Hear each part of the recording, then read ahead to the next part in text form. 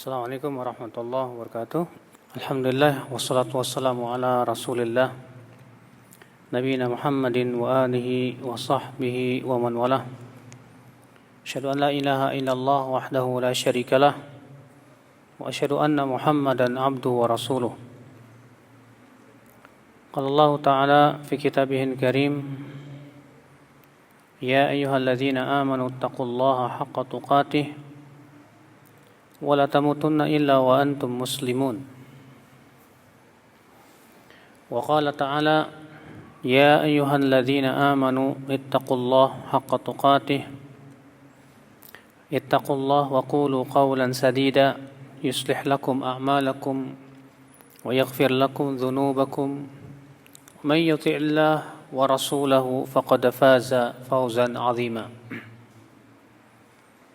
Amma ba'd, فإن أصدق الحديث كتاب الله وخير الهدي هدي محمد صلى الله عليه وسلم وشر الأمور محدثاتها وكل محدثة بدعة وكل بدعة ضلالة وكل ضلالة في النار. Alhamdulillah, ibu-ibu sekalian, kita bersyukur kepada Allah atas limpahan karunia dan nikmat yang Allah berikan kepada kita, terutama nikmat Islam dan nikmat iman. Dan pada kesempatan pagi hari ini kita akan berbicara tentang Tauhidullah Jalla wa Ala. Apa itu Tauhid? Karena kita penting sekali ya untuk mengenal apa itu hakikat Tauhid. Karena Tauhid adalah perkara yang sangat urgen dalam kehidupan kita, ibu-ibu sekalian.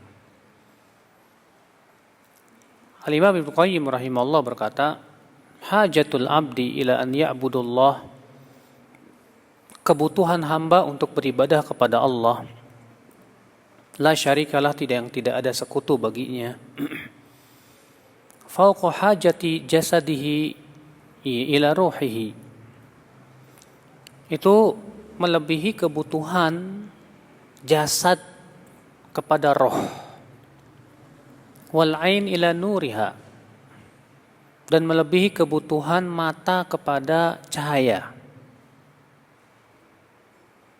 Kenapa? Karena hakikat hamba itu adalah roh dan hatinya. Sementara roh dan hatinya tidak akan pernah hidup kecuali dengan mentauhidkan Allah Subhanahu wa taala. Ibu-ibu sekalian, Allah Subhanahu wa taala mengutus para rasul, tiada lain adalah untuk menyampaikan tauhidullah. Allah juga menciptakan manusia dan jin, tiada lain adalah untuk hanya beribadah kepada Allah saja. Allah Ta'ala berfirman, wa ma khalaqtul jinna wal insa illa liya'budun.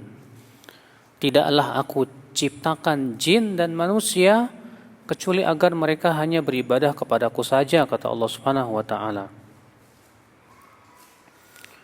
Maka ibu-ibu sekalian,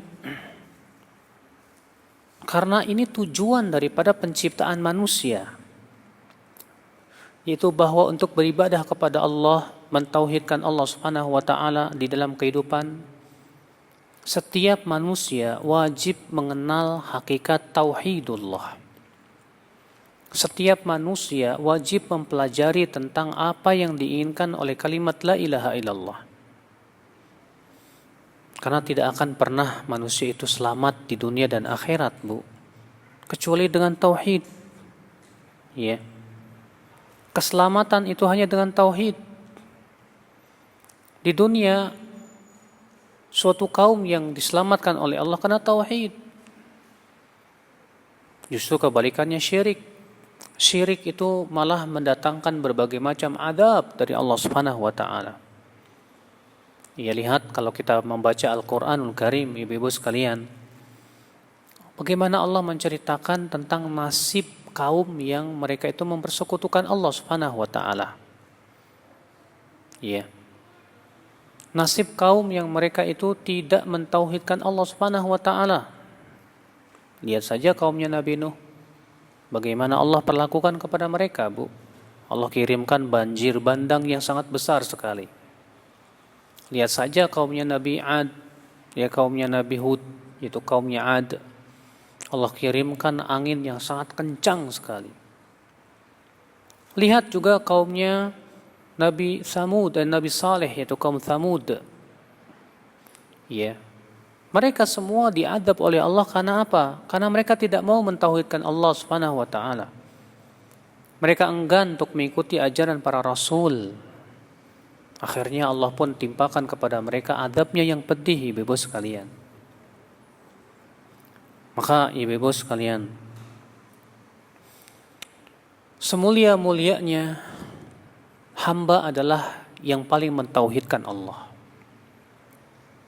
Semakin seorang hamba mentauhidkan Allah, semakin mulia di mata Allah Subhanahu wa taala. Makanya manusia yang paling mulia siapa? Yaitu Rasulullah sallallahu alaihi wasallam. Kenapa? Karena beliau yang paling mentauhidkan Allah. Manusia yang paling mulia para nabi dan para rasul. Kenapa? Karena mereka yang paling mentauhidkan Allah Subhanahu wa taala. Manusia yang paling mulia setelah para nabi dan rasul siapa? Abu Bakar dan Umar. Kenapa? Karena tauhid yang ada di dada mereka luar biasa sekali. Makanya semakin agung mentauhidkannya seorang hamba kepada Allah, maka semakin besar kedudukannya di sisi Allah Subhanahu wa taala. Ibu-ibu, bahkan kebahagiaan hati tidak akan pernah kita bisa raih kecuali dengan mentauhidkan Allah, Bu. Iya. Mungkinkah hati manusia akan mendapatkan kebahagiaan tanpa tauhid? Tidak mungkin. Oleh karena itulah Al-Imam Ibnu Qayyim rahimahullah, ya, beliau mengatakan fa'a'zamu asbabi syarhi sadri at-tauhid wa ala hasbi kamalihi wa quwwatihi wa ziyadati yakunu syirahu sadri sahibihi.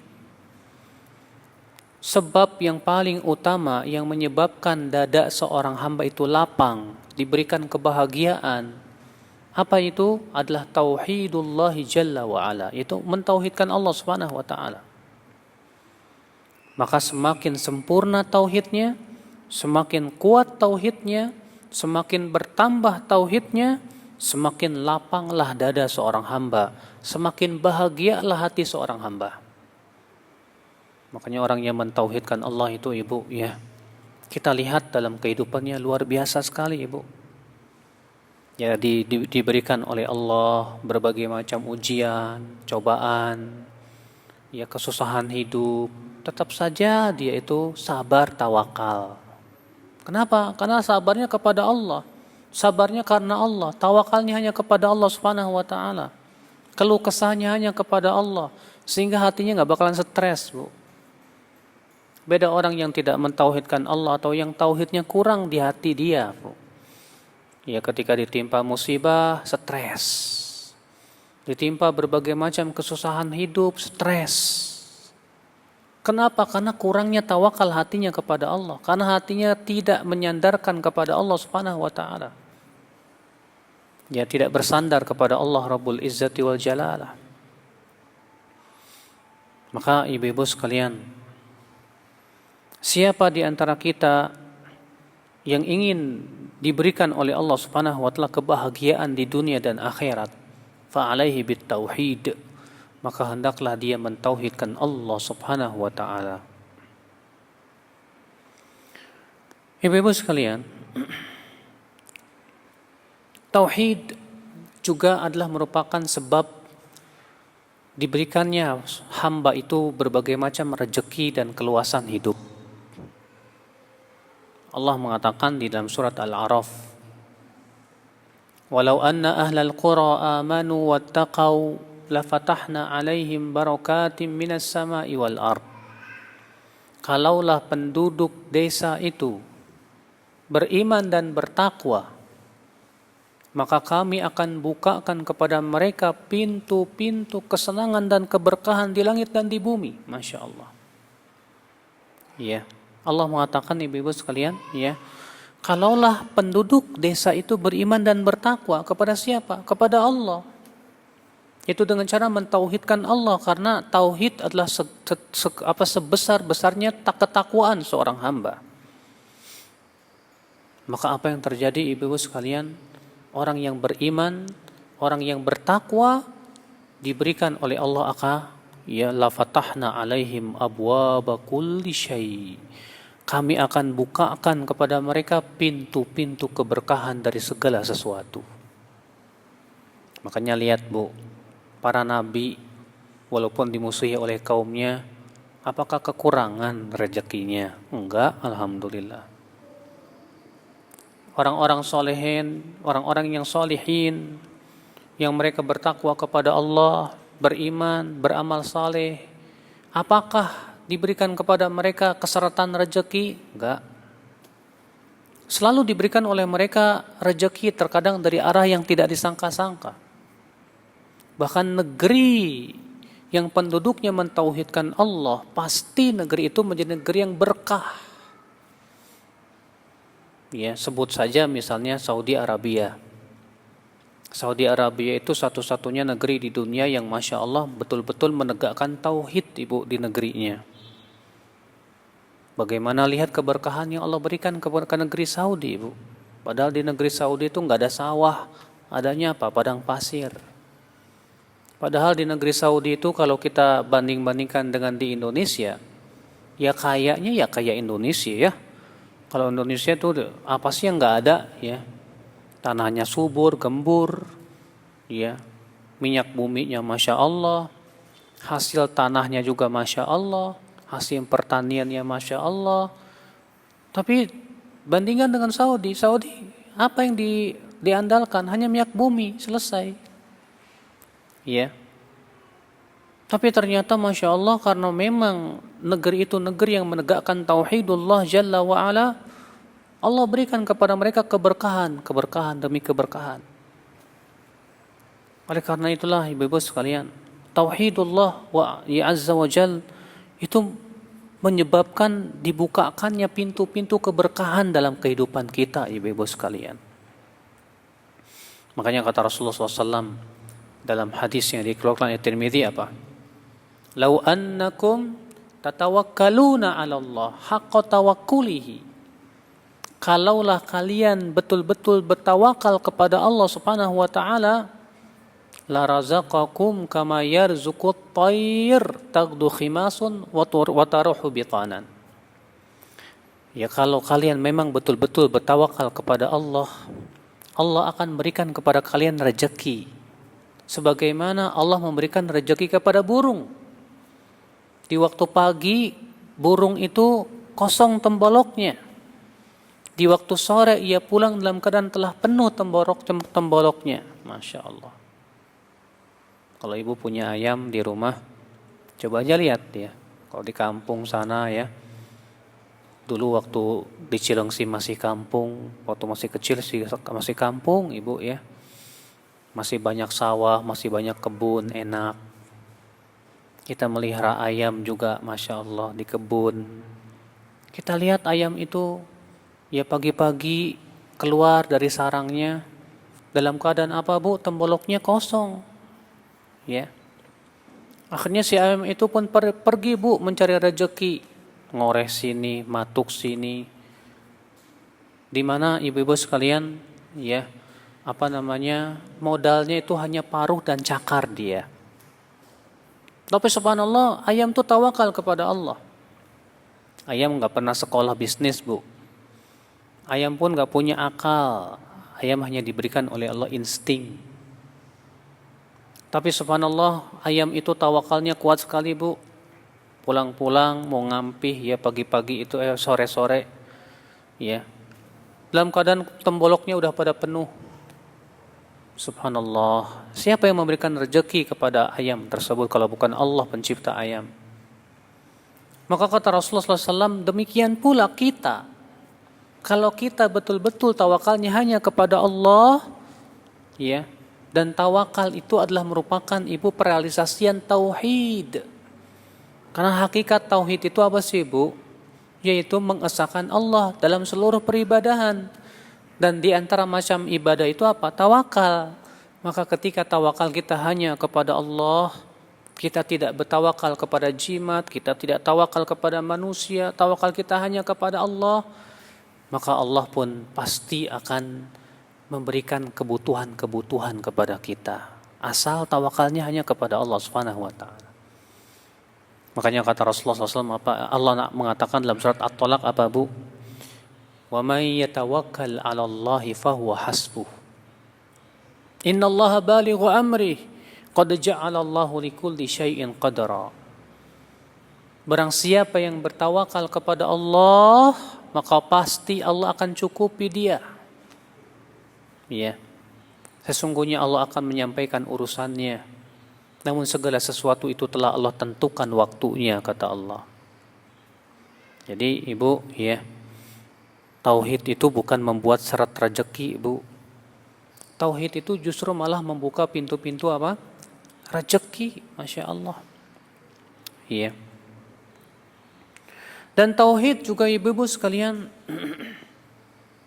memberikan kepada kita kekuatan, ya, ketegaran.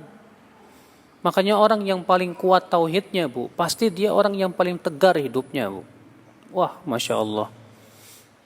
Ya, semakin dia tawakalnya kuat kepada Allah, semakin doanya kuat kepada Allah, semakin munajat dia, tadarru dia kepada Allah kuat, Ibu-ibu sekalian, maka semakin hidupnya pun semakin tenang, tentram, semakin dia pun tegar dalam menghadapi berbagai macam ujian. Ya. Beda dengan orang yang tidak mentauhidkan Allah Subhanahu wa taala, hidupnya ya cepat putus asa. Ya, orang yang tidak mentauhidkan Allah Subhanahu wa taala itu, Bu, kita lihat ya. Ya, ketika mereka ditimpa musibah, ketika mereka ditimpa ujian dalam kehidupan mereka, apa yang terjadi? Akhirnya mereka bersedih hati, putus asa dari rahmat Allah Subhanahu wa taala. Ya. Berbeda dengan orang yang mentauhidkan Allah. Kehidupannya tegar, kesabarannya Masya Allah, karena ia tahu bahwasanya Allah penciptanya, pemberi rezekinya, tidak akan pernah menyia-nyiakan dirinya. Ya. Sehingga dia tidak merasa takut dengan cercaan orang-orang yang mencerca. Kenapa? Karena dia yakin satu Allah lah satu-satunya zat yang paling kuat dan maha kuat. Makanya ibu-ibu sekalian, dengan mentauhidkan Allah, maka seorang manusia itu Masya Allah, dia menyampaikan kebenaran, dia tidak peduli dengan cercaan manusia, karena yang ia cari adalah keridhaan Allah semata. Ya, Rasulullah SAW bersabda, man ardallaha bisakhatin nas kafallahu mu'natan nas. Siapa yang mencari keridhaan Allah dengan walaupun manusia murka kepada dirinya, maka Allah cukupkan ia dari manusia. Subhanallah. Ya. Berbeda dengan orang yang kurang mentauhidkan Allah, yang dia cari apa, Bu? Yang dia cari keridhaan manusia. Akhirnya hidupnya pun juga pasti pimplan. Ia pun juga tidak akan pernah tegar hidupnya. Ketika manusia mencemooh dirinya, dia langsung ketakutan. Ya, kenapa? Karena yang ia cari adalah pujian manusia. Yang ia cari adalah perhatian manusia. Akhirnya yang dia dengar bagaimana ucapan manusia terhadap dirinya. Orang seperti ini pasti akan dipenuhi dengan ketakutan demi ketakutan. Orang seperti ini pasti menjadi orang yang paling pinplan di dunia. Tapi orang yang mentauhidkan Allah, cukuplah bagi dia Allah. Manusia mau mengomentari dia dengan komentar-komentar yang tidak baik, silahkan. Manusia mau memberikan tuduhan kepada dia, tuduhan-tuduhan yang tidak baik, silahkan. Mau dituduh misalnya tuduhan teroris kayak misalnya, atau dituduh dituduh Wahabi misalnya. Udahlah. Saya nggak mau peduli, yang penting Allah ridho kepada saya. Kalau Allah sudah ridho bagi saya, itu sudah cukup. Ya. Manusia mau ridho, manusia tidak ridho, itu terserah mereka. Subhanallah, ibu-ibu sekalian. Ikhwata Islam, azakumullah. Maka ibu-ibu sekalian, tauhid menjadikan seorang hamba, ibu-ibu sekalian, adalah hamba yang betul-betul ikhlas. Makanya orang yang paling ikhlas itu siapa? Itu orang yang paling mentauhidkan Allah saja. Beda dengan orang yang kurang mentauhidkan Allah, terkadang masih mengharapkan pujian-pujian manusia. Ya. Memang tujuan tauhid itu adalah mengikhlaskan. Makanya kan tauhid itu disebut dengan kalimat ikhlas. La ilaha illallah itu disebut dengan kalimat ikhlas. Bahkan ada surat yang Rasulullah mengatakan bahwa surat itu kalau kita bacanya sama dengan sepertiga Al-Quran. Surat apa itu? Yaitu surat Al-Ikhlas. Ya. Kata Rasulullah, innaha la ta'dilu thuluthal Quran. Sesungguhnya surat Al-Ikhlas itu sama dengan sepertiganya Al-Quranul Karim. Subhanallah. Disebut surat Al-Ikhlas kenapa? Karena isinya adalah mengikhlaskan ibadahnya kepada Allah. Allah mengatakan, Qul huwallahu ahad. Katakan, dialah Allah ahad, esa, satu-satunya zat yang berhak disembah. Maka orang yang mentauhidkan Allah pasti ikhlas dalam seluruh amalan dia. Ya. Orang yang mentauhidkan Allah Jalla wa'ala, ibu-ibu sekalian, dia akan istiqomah karena keikhlasannya tersebut. Ya, di saat dia, Masya Allah, ya ketika dia beramal soleh, dia sholat, dia zakat, dia puasa, bahkan dia sedekah, dia tidak mengharapkan balasan apa-apa dari manusia. Makanya Allah mengatakan apa? Innama nut'imukum liwajhillah la nuridu minkum jazaa'an wala syukura. Sesungguhnya kami memberi kamu makan itu karena Allah saja, dan kami tidak mengharapkan jazaan, balasan, wala syukuran, tidak pula rasa terima kasih. Ini orang yang mentauhidkan Allah, Bu. Ya, ketika kita kasih santuni anak yatim, gak mengharapkan doa anak yatim, gak mengharapkan juga terima kasihnya mereka, enggak. Ya, yang diharapkan Allah saja, keridhaan Allah semata. Maka kalau sudah seperti ini, pasti dia akan menjadi orang yang paling bahagia di dunia. Iya. Karena keikhlasan itu, Pak, Ibu, memberikan kekuatan batin kita. Syaitan saja tidak mampu untuk menggoda orang yang ikhlas.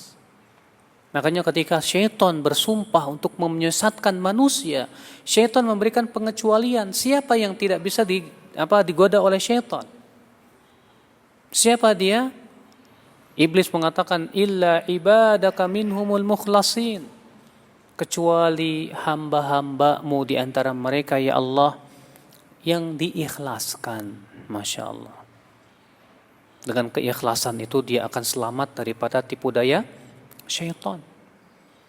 Dengan keikhlasan itu dia akan tegar dalam kehidupannya, istiqomah. Orang yang tidak ikhlas sulit untuk istiqomah. Ada orang beribadah rupanya niatnya supaya diluaskan rezekinya. Tahu-tahu rezekinya seret. Akhirnya lama-kelamaan dia akan tinggalkan ibadah. Ada orang yang taklim, duduk di majelis taklim, rupanya untuk kemaslahatan dunianya. Iya. Ketika dia tidak mendapatkan kemaslahatan dan kepentingan yang dia harapkan, lama-lama dia akan tinggalkan itu. Memang demikian. Makanya subhanallah ibu-ibu sekalian, kalau kita ingin istiqomah sampai akhir hayat kita pun diwafatkan di atas la ilaha illallah, di atas amalan saleh, di atas kebaikan, hendaklah kita mentauhidkan Allah Subhanahu wa taala. Ibu-ibu sekalian, ikhwatul Islam, azakumullah wa iyyakum. Dengan tauhid, Allah membela hamba-hambanya. Karena tauhid merupakan sebab datangnya pembelaan Allah kepada kita. Ketika seseorang mentauhidkan Allah, Allah akan kokohkan, Allah teguhkan ia di dalam kehidupan dunia ini. Allah berfirman dalam surat Hud, wa'adallahu alladhina amanu minkum wa amilus salihat la yastakhlifannahum fil ard kama istakhlafa alladhina min qablihim ولا يبدلن ولا يمكنن لهم دينهم الذي ارتضى لهم ولا يبدلنهم من بعد خوفهم أمنا يعبدونني لا يشركون بي شيئا. Allah berfirman, Allah berjanji, untuk siapa? Untuk orang-orang yang beriman di antara kamu dan beramal saleh. Apa janjinya? La yastakhlifannahum fil ard. Allah akan berikan kepada mereka khilafah di muka bumi ini. Sebagaimana Allah memberikan kekhilafahan kepada orang-orang sebelum mereka. Dan Allah akan gantikan, Allah akan kokohkan agama mereka di muka bumi ini. Dan Allah akan gantikan rasa aman, rasa takut mereka dengan rasa aman. Kapan? Ya'budunani, kata Allah, la yusyrikuna bi syai'a. Di saat ketika mereka hanya beribadah kepadaku saja dan tidak mempersekutukan aku sedikit pun juga. Tuh lihat dalam surat ini, Bu. Allah mengatakan dalam surat ini, saya lupa, ini surat, bukan surat Hud, ini surat apa ya? Surat Al-Mu'minun apa ya? Saya lupa ya. Allah mengatakan, Allah berjanji kepada siapa? Orang yang beriman dan beramal saleh. Apa janjinya? Janjinya yang pertama diberikan kekhilafahan di muka bumi. Yang kedua dikokohkan di muka bumi. Yang ketiga digantikan rasa takut dengan rasa aman. Tapi Allah memberikan syarat. Apa syaratnya, Bu? Allah mengatakan ya'budunani la yusyrikuna bi syai'a. Ya'budunani, mereka hanya beribadah kepadaku saja, kata Allah. La yusyrikuna bi syai'a, dan mereka tidak mempersekutukan aku sedikit pun juga. Subhanallah, Bapak dan Ibu sekalian. Berarti kalau mereka tidak menyembah Allah dan masih mempersekutukan Allah, janji ini tidak diberikan. Makanya lihat di saat sekarang umat Islam nih, di tubuh umat Islam ini, Bu, banyak menjalar kesyirikan. Di dalam tubuh umat Islam ini, Bu, berbagai macam borok-borok kesyirikan, kemaksiatan luar biasa. Sehingga akhirnya umat Islam pun tidak diberikan kekokohan di muka bumi sekarang itu. Umat Islam lemah. Umat Islam, Masya Allah, bagaikan apa, ibu-ibu sekalian, mainan yang tidak mempunyai kekuatan sama sekali. Bagaikan buih yang dibawa banjir, kata Rasulullah SAW. Inilah ibu-ibu sekalian, akibat daripada berpaling dari tauhidullahi jalla wa'ala. Kalau kita berpaling dari tauhidullah, pasti dihinakan oleh Allah. Tapi kalau kita mentauhidkan Allah, pasti Allah muliakan kita. Ikhwatul Islam, azakumullah wa iyyakum. Tauhidullah jalla wa ala, ibu-ibu sekalian dan bapak sekalian, juga adalah merupakan sumber kemenangan untuk umat Islam. Karena kemenangan itu milik Allah. Lihat di zaman Nabi SAW. di perang apa itu? Perang Badar ya. Di perang Badar itu jumlah kaum muslimin jauh lebih sedikit dibandingkan dengan kaum musyrikin. Ya, kaum muslimin hanya 300 orang, kaum musyrikin 1000 orang. Sudah begitu kaum muslimin waktu itu tidak siap perang lagi. Akhirnya mereka tidak bawa alat-alat perang, enggak pakai baju besi, enggak bawa tombak, enggak bawa ya alat-alat perang yang lengkap, enggak.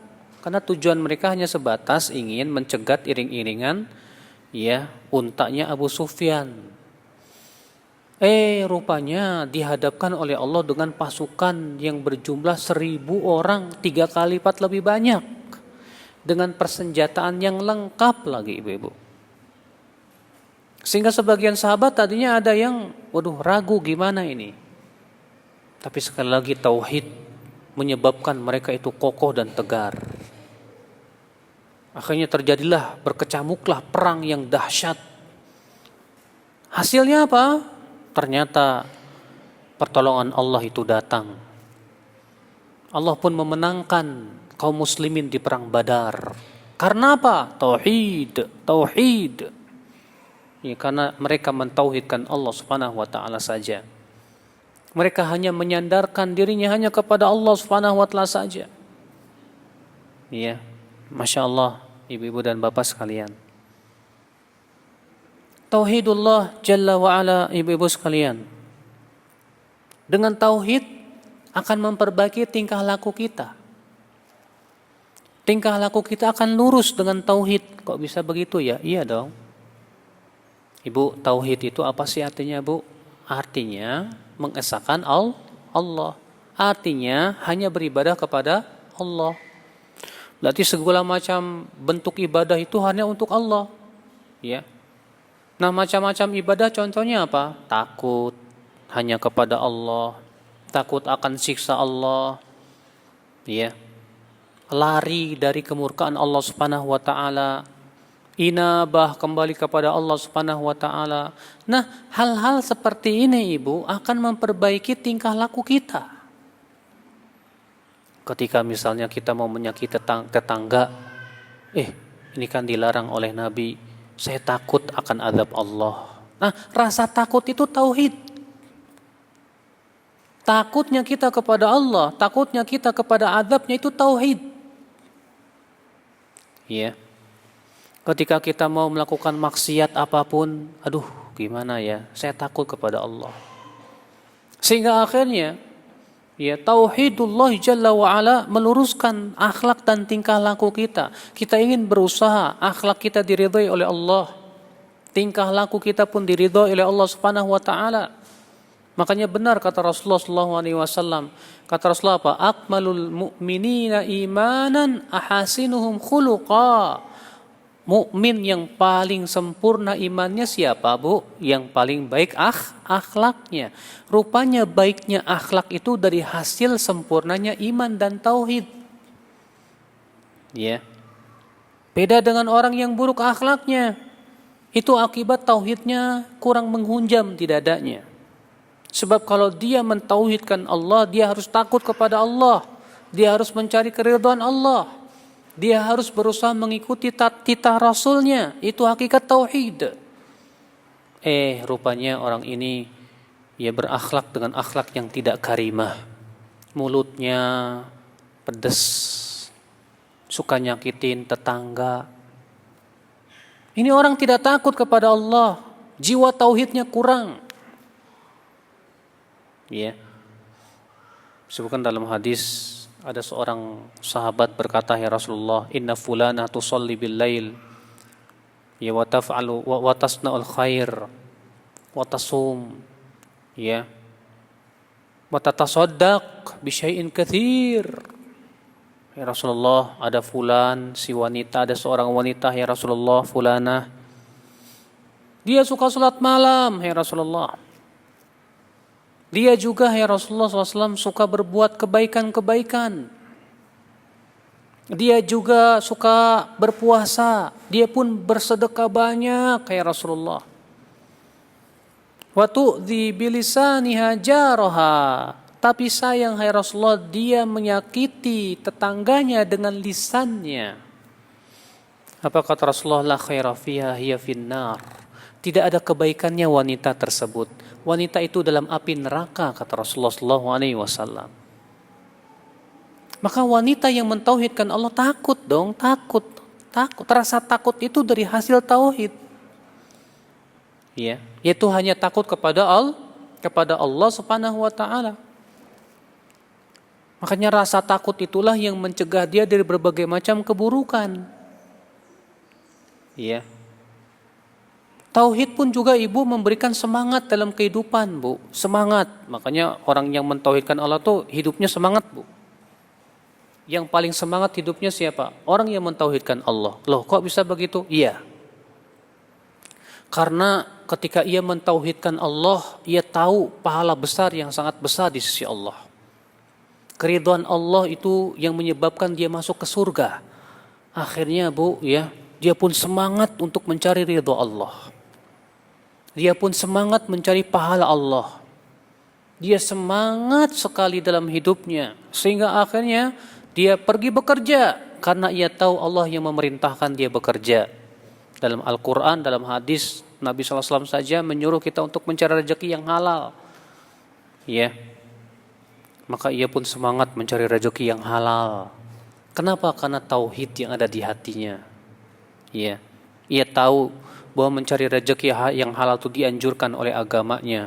Ia pun semangat karena itu manfaat untuk dirinya. Ya. Semangat pergi ke masjid ketika mendengar adzan, as-salatu khairum minan naum, segera dia pergi ke masjid. Ya. Salat berjamaah di masjid, semangat hidupnya. Ya. Makanya seorang yang mentauhidkan Allah itu jiwa semangatnya luar biasa. Lihat Rasulullah SAW. Itu manusia yang paling mentauhidkan Allah, Bu. Disebutkan kata Anas, Rasulullah kalau berjalan itu cepat sekali. Bumi itu bagaikan dilipat untuk beliau. Kenapa? Menunjukkan kepada semangat dalam hidupnya. Ya. Orang yang mentauhidkan Allah semangat dalam perkara segala sesuatu yang sifatnya manfaat. Karena ia tahu yang bermanfaat untuk manusia itu yang meridhokan Allah. Sementara kehidupan seorang mukmin, tauhidnya mengharuskan dia mengharapkan ridho Allah semata. Ya, makanya Rasulullah SAW pernah ditanya, wahai Rasulullah, siapakah manusia yang paling baik ya Rasulullah, yang paling dicintai oleh Allah? Apa kata Rasulullah SAW, Ibu? Ya ahabun nasi ilallah anfa'uhum linnas. Orang yang paling dicintai oleh Allah yaitu yang paling bermanfaat untuk manusia. Yang paling bermanfaat untuk manusia.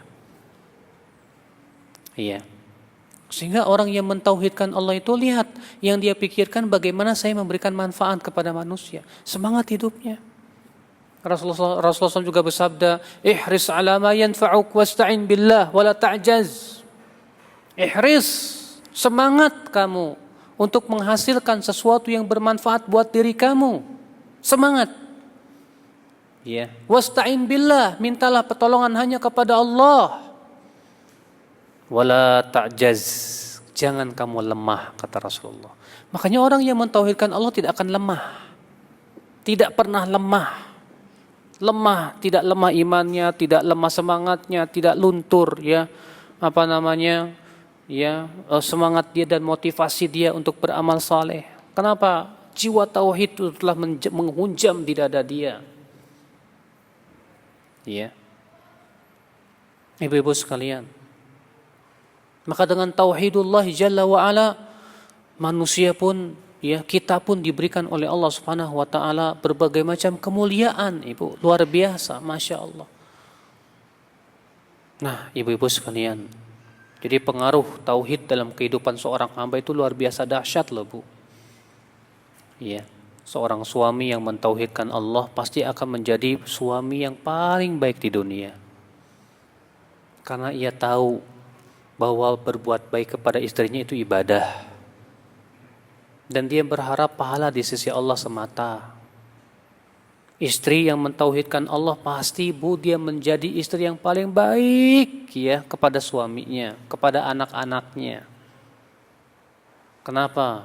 Karena ia takut untuk memaksiati suaminya, untuk dimasukkan ke dalam api neraka.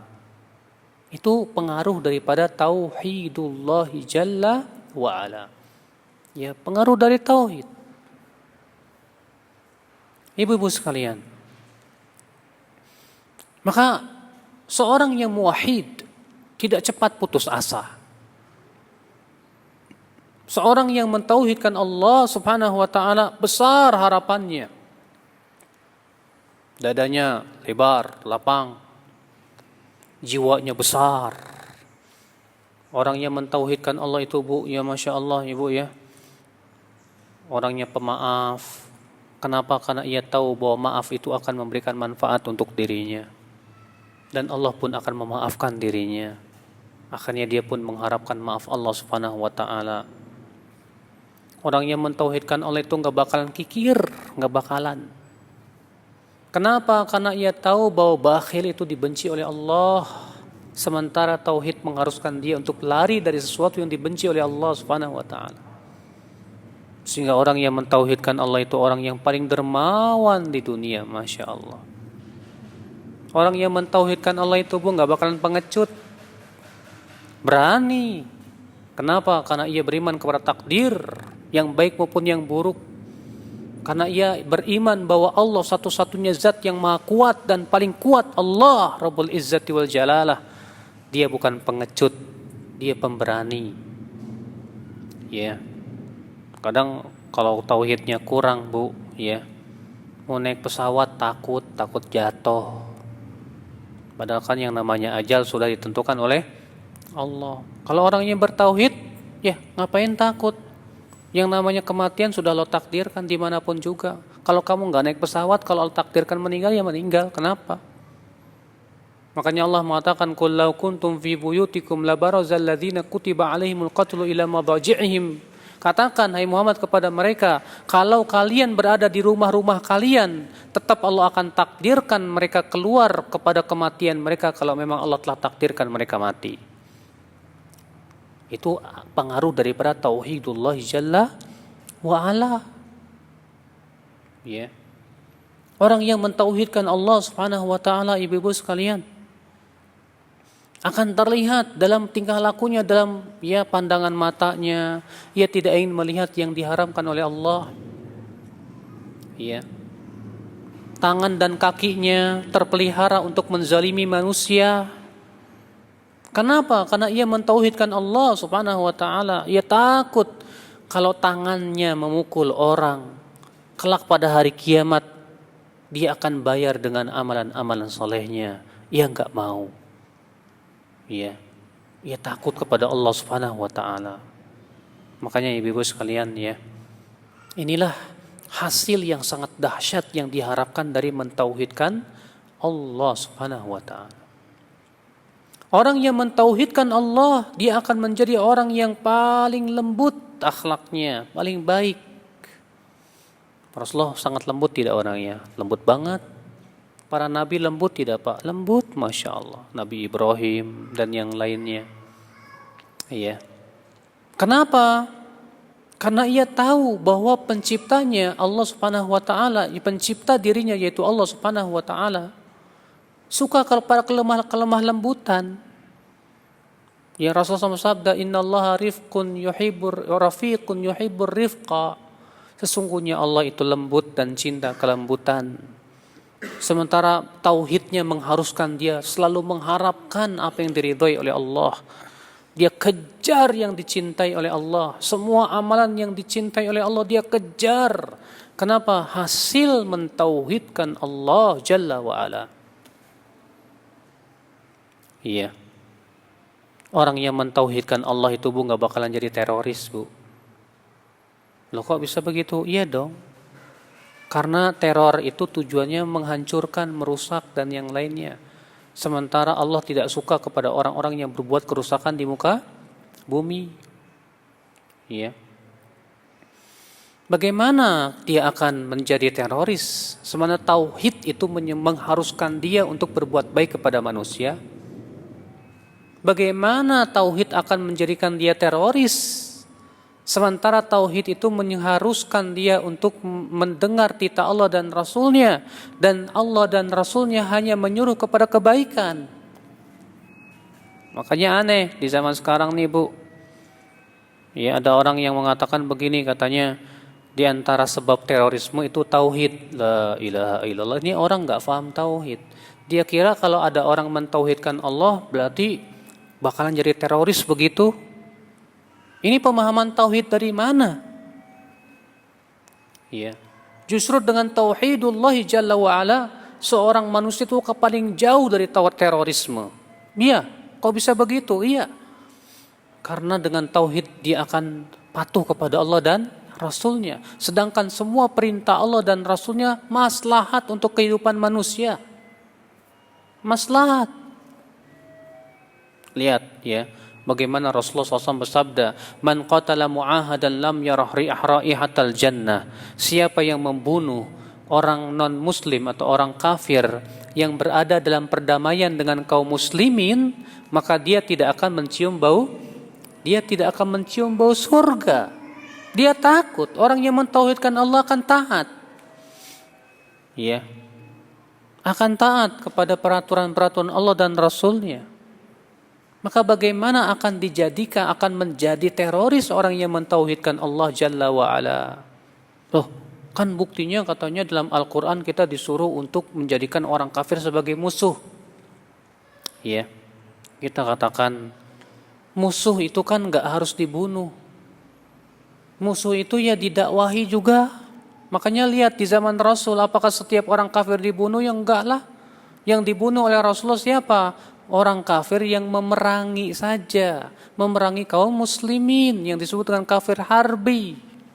Adapun kafir dhimmi yang berada dalam tindungan kaum muslimin, kafir musta'man, kafir mu'ahad, semua dilindungi oleh Rasul, dilindungi oleh Islam.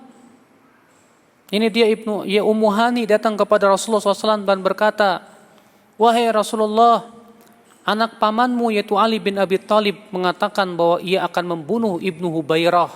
Sementara Ibnu Hubairah sudah berada dalam jaminanku, ya wahai Rasulullah." Apa kata Rasulullah SAW? "Aku sudah menjamin orang yang kamu jamin, hai Ummu Hani."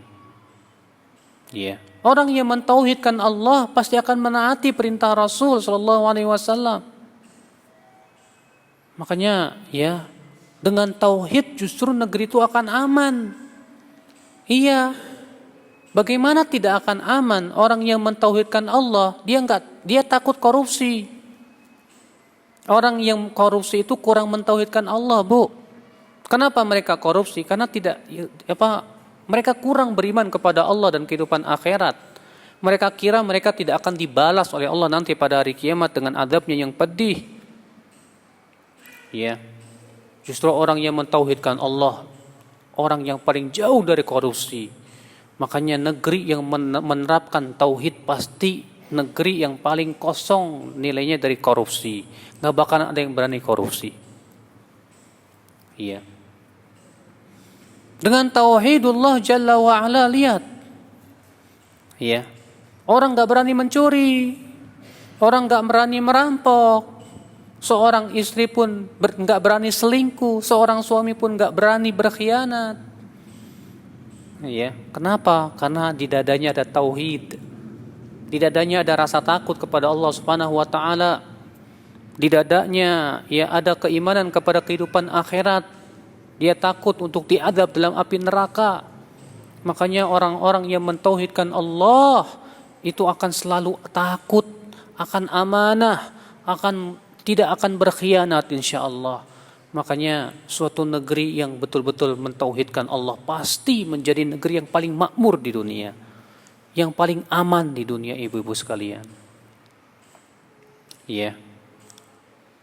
Nah, ibu-ibu sekalian, makanya dengan tauhidullah Jalla wa'ala, tauhidlah yang memperbaiki segala macam urusan hamba.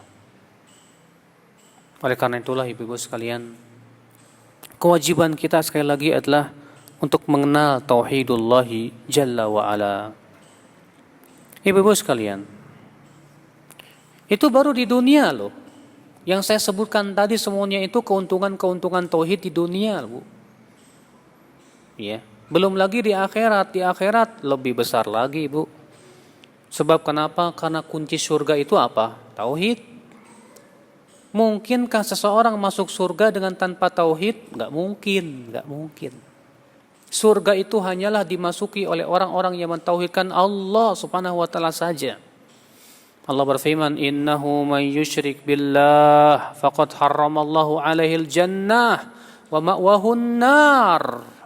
Sesungguhnya siapa yang mempersekutukan Allah, maka Allah haramkan surga atas dia. Tuh lihat, Allah mengharamkan surga atas siapa? Atas orang yang mempersekutukan Allah, atas orang yang tidak mentauhidkan Allah. Maka akan mungkinkah seseorang masuk surga sementara ia mempersekutukan Allah? Gak mungkin, mustahil. Ya, sebagaimana mustahilnya unta masuk ke lubang jarum. Maka Allah mengatakan innal ladzina kadzdzabu biayatina wastakbaru anha la tufattahu lahum abwabus sama wa la yadkhulunal jannata hatta yalijal jamalu fi sammil khiyat. Sesungguhnya orang-orang yang mendustakan ayat-ayat kami dan sombong terhadap ayat-ayat kami itu tidak mau mentauhidkan Allah, tidak akan dibukakan untuk mereka pintu-pintu langit dan tidak akan pernah masuk surga sampai unta masuk ke lubang jarum. Kenapa? Dia sombong untuk mentauhidkan Allah. Dia mendustakan ayat-ayat Allah yang menyuruh mereka mentauhidkan Allah Subhanahu wa taala. Ya. Ibu-ibu sekalian, maka tauhid adalah syarat untuk masuk surga. Tanpa tauhid seseorang tidak akan masuk surga. Bahkan tauhid semakin sempurna menggugurkan dosa. Ya. Adakah dosa yang tidak akan dihancurkan oleh tauhid? Tidak ada. Semua dosa pasti hancur di hadapan tauhid, asal tauhidnya sempurna saja. Sebagaimana ya Allah Ta'ala berfirman dalam hadis Qudsi, Allah berfirman, ya ibna Adam, lau balagat dunubuka ananas sama' thumma astaghfartani ghafartu lak. Wahai anak Adam, kalaulah dosamu memenuhi awang-awang, kemudian kamu minta ampun kepadaku, ya aku akan ampuni dosamu. Ya ibna Adam, innaka law ataitani biqurabil ardi khataya thumma laqitani la tusyrik bi syai'a la ataituka biqurabihal maghfirah. Wahai anak Adam, sesungguhnya engkau apabila datang membawa dosa sepenuh bumi, kata Allah, kemudian kamu pun meninggal dalam keadaan kamu tidak mempersekutukan aku sedikit pun juga, maka aku akan datang membawa ampunan sepenuh bumi juga. Masya Allah, aku akan membawa ampunan sepenuh bumi juga. Maka adakah dosa yang tidak bisa dileburkan oleh tauhid kecuali syirik? Semua dosa selain syirik itu pasti akan dileburkan oleh tauhidullah jalla wa'ala. Iya. Bahkan langit yang 7, bumi yang 7, kata Rasulullah, kalaulah ia berupa cincin yang kokoh, laqasamathu la ilaha illallah, pasti akan dipatahkan oleh kalimat la ilaha illallah, akan dipecahkan oleh tauhidullah jalla wa ala. Saking dahsyatnya itu kalimat tauhidullah jalla wa ala. Oleh karena itu disinilah ibu-ibu sekalian, ya, penting tauhid itu, Bu, penting, Bu, dalam kehidupan kita sehari-hari, Bu. Ya. Pertanyaannya kepada kita adalah sekarang kita sudah belum mentauhidkan Allah Subhanahu wa taala. Nah, sekarang pembahasannya adalah bagaimana sih Ustadz supaya kita bisa mentauhidkan Allah? Mudah. Alhamdulillah tidak sulit. Ya, sesuatu yang sangat urgen dalam Islam tuh semakin dimudahkan biasanya oleh Allah Subhanahu wa taala.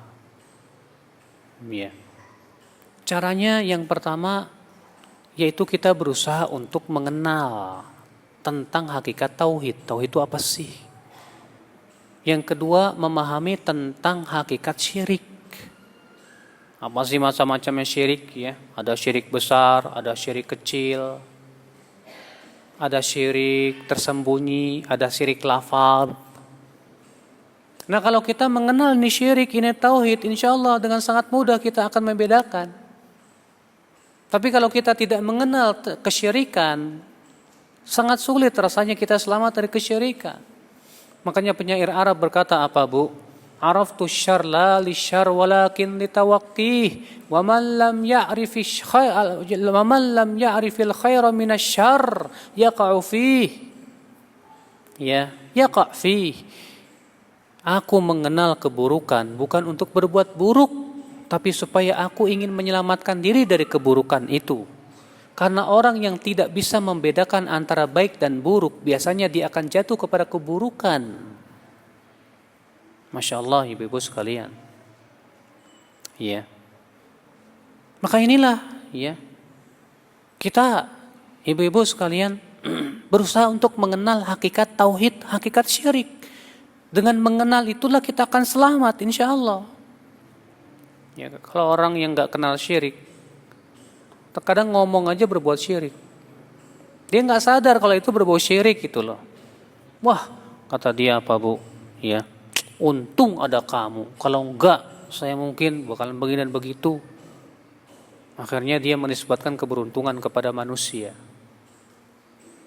Iya. Kalau orang yang tidak tahu tentang hakikat syirik, jatuh kepada syirik, ya. Seperti di zaman sekarang, misalnya ada orang yang percaya dengan apa, Bu? Bintang-bintang. Akhirnya meramal dengan bintang. Kamu lahirnya tanggal apa?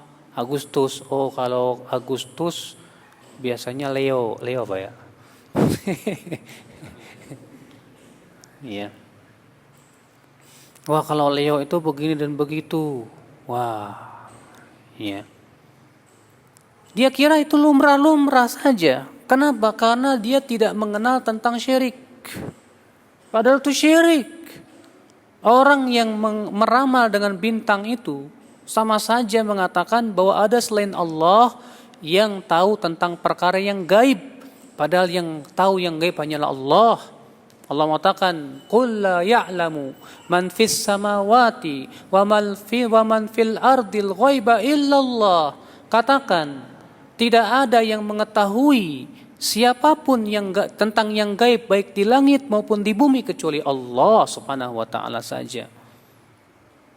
Makanya kata Rasulullah SAW, man ata arrafan, siapa yang mendatangi peramal, fasaddaqahu bima yaqul, lalu ia membenarkan perkataannya, faqad kafara bima unzila ala Muhammadin, ia telah kafir kepada apa yang diturunkan kepada Nabi Muhammad sallallahu alaihi wasallam. Nah, terkadang saya waktu kecil, saya kira itu lumrah-lumrah aja, nggak masalah. Ternyata setelah belajar tauhid, syirik rupanya. Kan musibah, Bu. Kalau kita nggak tahu itu hakikat syirik, jatuh kita kepada syirik. Banyak orang beli batu akik rupanya untuk apa coba? Macam-macam niatnya. Ada buat enteng rezeki lah, buat enteng jodoh katanya, dan yang lain-lainnya. Dia kira itu lumrah-lumrah aja, nggak masalah. Kenapa? Akibat kebodohan dia tentang hakikat syirik. Tapi kalau dia sudah belajar syirik dan macam-macamnya, ternyata itu syirik, tinggalkan. Masya Allah. Iya. Dulu saya pernah main jelangkungan, Bu. Saya kira itu ya cuma main-main doang, nggak masalah lah. Ternyata itu termasuk jenis dari sihir. Iya. Tapi kata Imam Syafi'i, sihir itu ada dua macam. Kalau sihir itu disertai dengan bertakarub kepada jin, maka ini yang musyrik pelakunya. Tapi kalau itu tidak sampai kepada takarub kepada jin, maka ini tidak sampai mengeluarkan pelakunya dari Islam, tapi itu syirik, termasuk dosa besar, kata beliau. Lah, kita nggak tahu, kita nggak belajar. Kalau kita nggak tahu, nggak belajar, pasti kita akan jatuh kepada kesyirikan itu. Makanya belajar dong, segala sesuatu diajari, harus belajar. Pelajari tentang tauhid. Tauhid ini penting banget. Lebih penting daripada sholat, lebih penting daripada zakat, puasa, haji, dan yang lainnya. Kenapa? Karena sholat memang betul, itu ya sangat penting, sangat penting. Tapi tauhid lebih penting lagi. Karena itu syarat masuk surga. Ibu-ibu dan bapak sekalian. Iya. Jadi ini yang pertama, agar kita bisa mentauhidkan Allah, pelajari tentang hakikat tauhid dan syirik, ibu-ibu sekalian. Pelajari. Ya, belajar. Kalau bisa kitab tauhid itu diulang-ulang sampai 100 kali dipelajari, sampai betul-betul paham hakikat syirik dan tauhid. Iya. Yang kedua, agar kita mentauhidkan Allah Subhanahu wa taala bagaimana? Yaitu berusaha untuk mengenal Allah disertai dengan nama-nama dan sifatnya. Sebab dengan mengenal nama Allah itulah jiwa tauhid akan muncul. Ya, contoh misalnya kalau kita beriman bahwa Allah itu Al-Qawi yang maha kuat dan kuat sekali siksanya, maka itu akan menimbulkan rasa takut kepada Allah Subhanahu wa taala. Kalau kita beriman ibu-ibu sekalian bahwa Allah Subhanahu wa taala Ar-Rahman yang sangat luas rahmat dan kasih sayangnya. Yang rahmat Allah mencakup segala sesuatu, ya. Sebagaimana Allah berfirman, "Wa rahmati wasi'at kulla syai." Dan rahmatku meluasi segala sesuatu. Di antara rahmat Allah adalah nikmat-nikmat yang tak terhingga bila kita hitung-hitung. Di antara nikmat Allah Subhanahu wa taala adalah hidayah, keimanan. Di antara kasih sayang Allah dan rahmatnya ibu-ibu sekalian, kita terlahir sebagai seorang muslim dan diberikan hidayah kepada Islam. Maka kalau kita mengenal nama Allah Ar-Rahman ini ya akan tumbuh rasa apa? Cinta kepada Allah Subhanahu wa taala. Cinta akan tumbuh berharap. Sehingga akhirnya apa? Ya, tauhid kita semakin sempurna, semakin matang dengan mengenal Allah Subhanahu wa taala. Makanya kebutuhan seorang hamba untuk mengenal Allah melebihi kebutuhan dia kepada makanan dan minumannya. Kita butuh makanan dan minuman tidak? Butuh. Kalau kita nggak makan mati. Yang mati apa? Badan. Iya. Tapi kalau kita tidak mengenal Allah, kalau kita tidak mentauhidkan Allah, tidak mengenal nama dan sifatnya, yang mati itu hati. Sedangkan matinya hati itu lebih berat daripada matinya badan. Nah, ini ibu-ibu sekalian. Iya. Ini cara yang kedua, agar kita mentauhidkan Allah Subhanahu wa taala. Apa itu? Mengenal Allah. Kenali Allah melalui nama-nama dan sifatnya. Ya, dengan seperti itu insya Allah akan semakin sempurna tauhid kita kepada Allah Jalla wa'ala. Makanya kata Rasulullah SAW apa? Ma inna lillahi tis'atan wa tis'ina isman man ahsaha dakhalal jannah. Sesungguhnya Allah memiliki 99 nama. Siapa yang menghitungnya maka dia akan masuk ke dalam surga. Tuh lihat, sudah jaminan dari Rasul. Orang yang mempelajari nama-nama Allah itu lalu mempraktekkan dalam kehidupannya, dia pasti masuk surga, kata Rasulullah SAW. Ya. Kemudian cara yang ketiga ibu, agar kita mentauhidkan Allah Subhanahu wa taala, apa itu? Yaitu jauhi maksiat dan banyak beramal saleh. Kenapa bu? Karena maksiat itu bisa menjerumuskan kepada syirik. Kok bisa begitu? Iya. Iya. Syekhul Islam Taimiyah ketika menafsirkan firman Allah Subhanahu wa taala, "Waz-zaniyatu la yankihuha illa zanin aw musyrik wa hurrima dzalika 'alal mu'minin." Dan wanita yang suka berzina tidak boleh menikahinya kecuali lelaki yang suka berzina lagi atau lelaki musyrik, dan diharamkan atas kaum mukminin.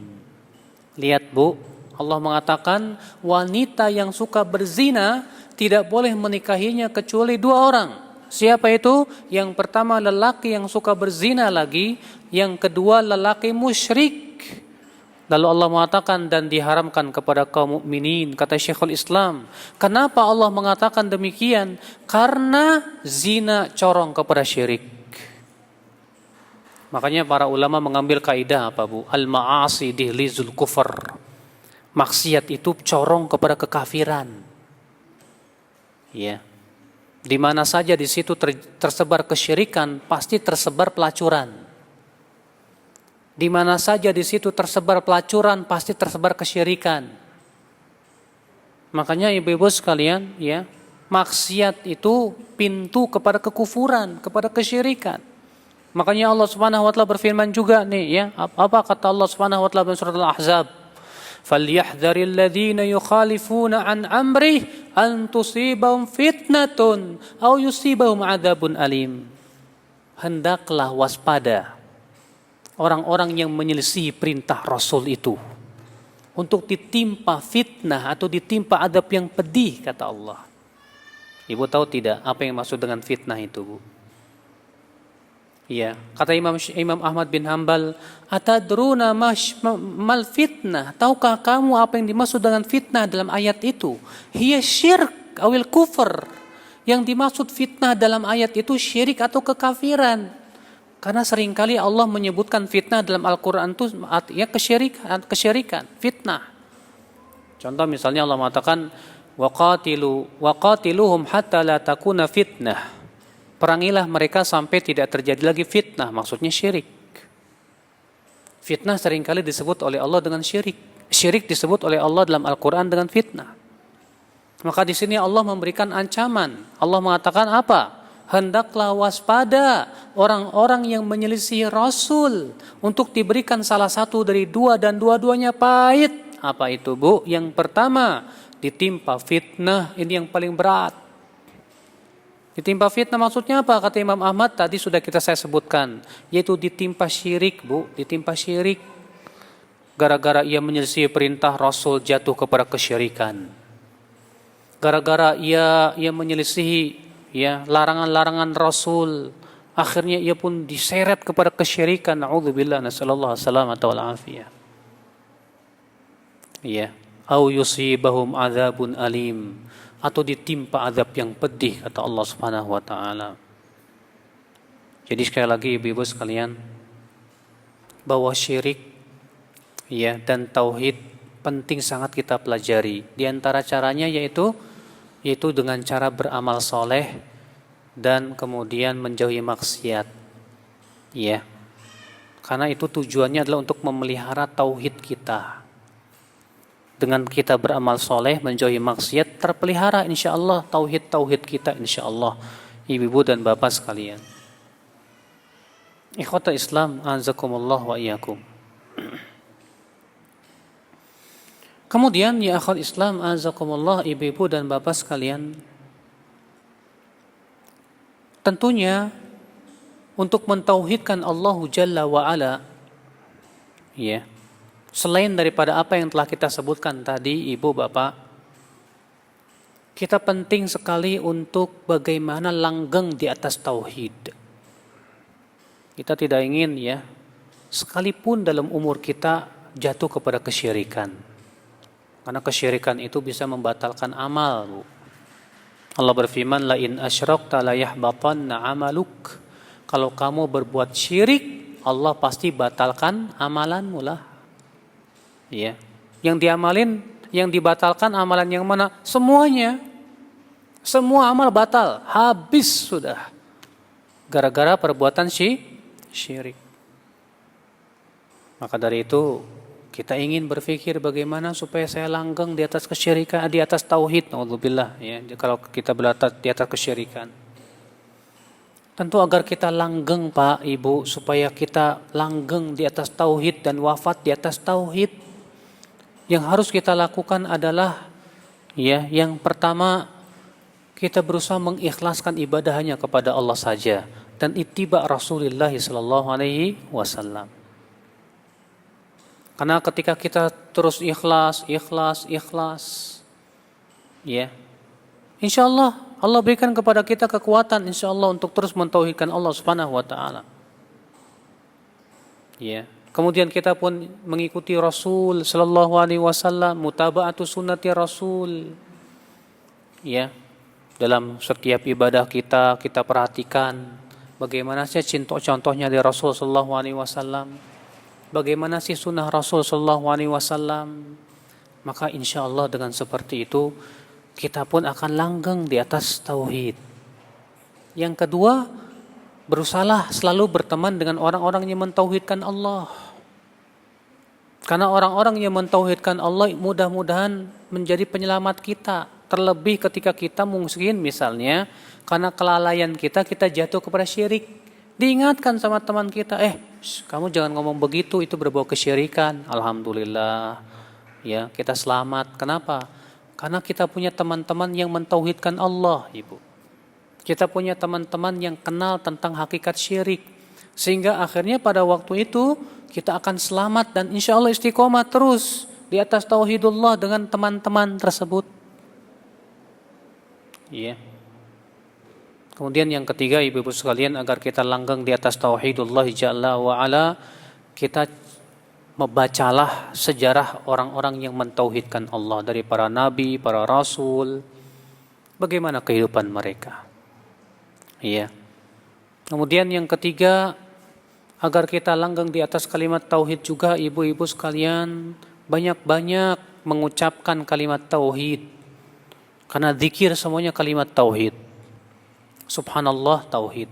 Alhamdulillah tauhid. Ya. La ilaha illallah kalimat tauhid. Allahu akbar tauhid.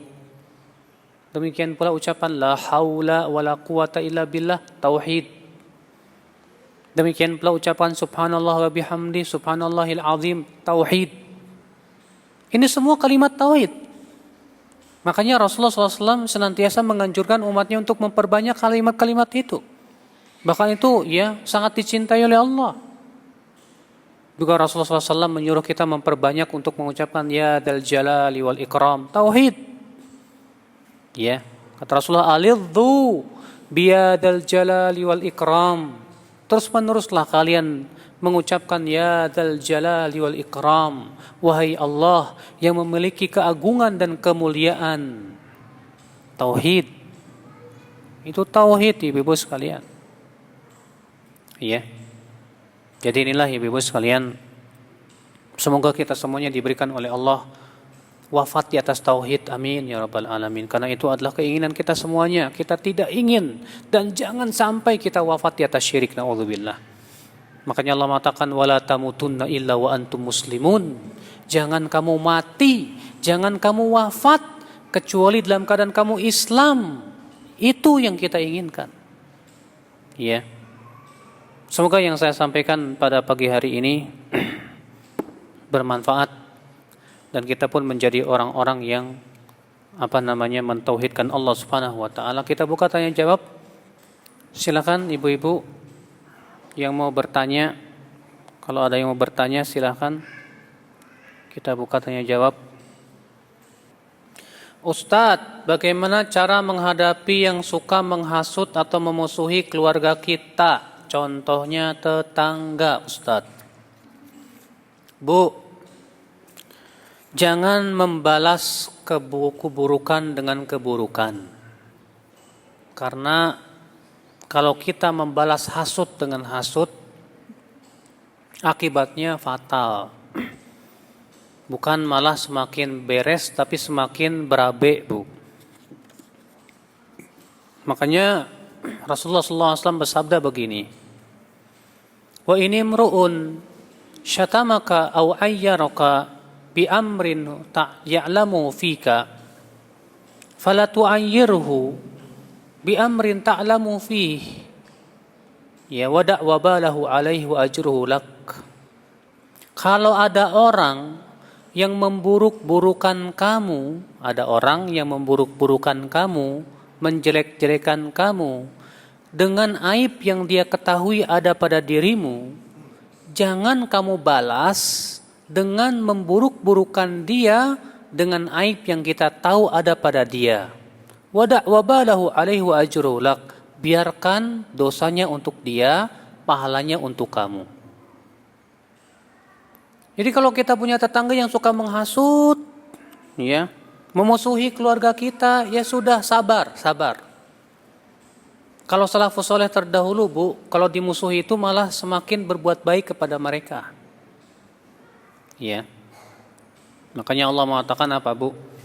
Wa imma yanzaghannaka minasyaitani nazghun fasta'iz billah innahu huwas samiul alim. Apabila setan itu memberikan godaan kepada diri kamu, ya, dengan berbagai macam was-wasnya, berlindunglah kepada Allah. Jadi kalau ada di hati kita misalnya ada keinginan untuk membalas hasut mereka, segera berlindung kepada Allah Subhanahu wa taala. Ya. Maka dari itu, Ibu, kita menghadapi tetangga yang seperti itu kalau bisa sih kita justru semakin baik. Ya, tetangga musuhin kita nih, ya udah kasih hadiah-hadiah.